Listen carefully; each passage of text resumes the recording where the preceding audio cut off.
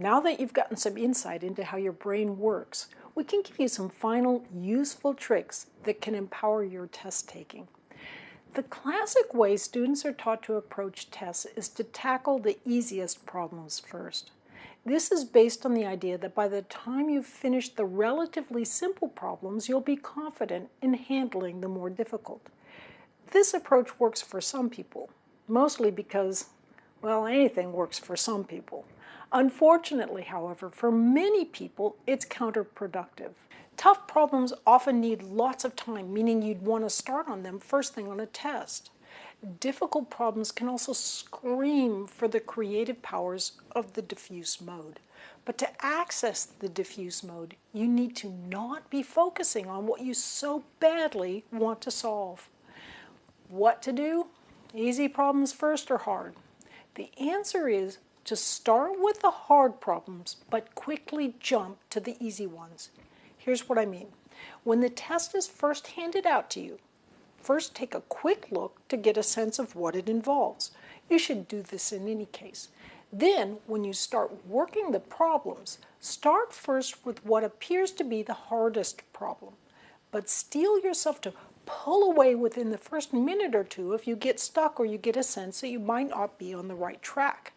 This does something exceptionally helpful. Starting hard loads the first most difficult problem in mind and then switches attention away from it.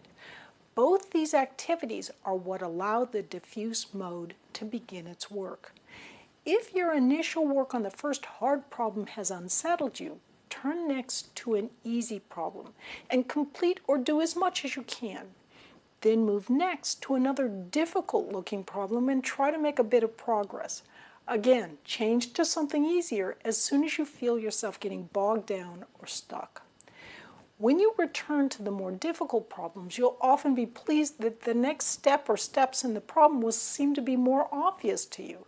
You may not be able to get all the way to the end immediately, but at least you can get further before you switch to something else on which you can make progress.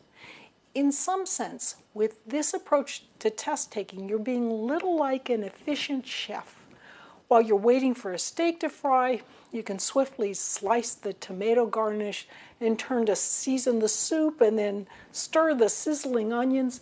The hard start, jump to easy technique may make more efficient use of your brain by allowing different parts of the brain to work simultaneously on different thoughts.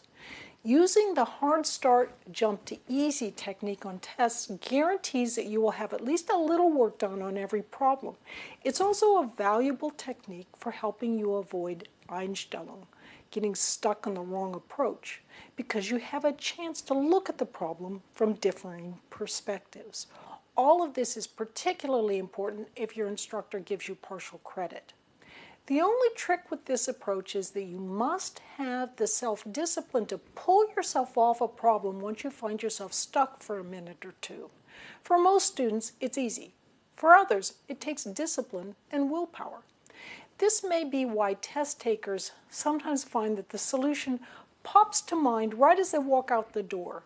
When they give up, their attention switched, allowing the diffuse mode the tiny bit of traction it needed to go to work and return the solution. Too late, of course. Sometimes people are concerned that starting a problem and then pulling away from it might cause confusion on an examination. This doesn't seem to be a problem for most people. After all, chefs learn to bring various facets of a dinner together. But if you still have worries about whether this strategy might work for you, try it first on homework problems.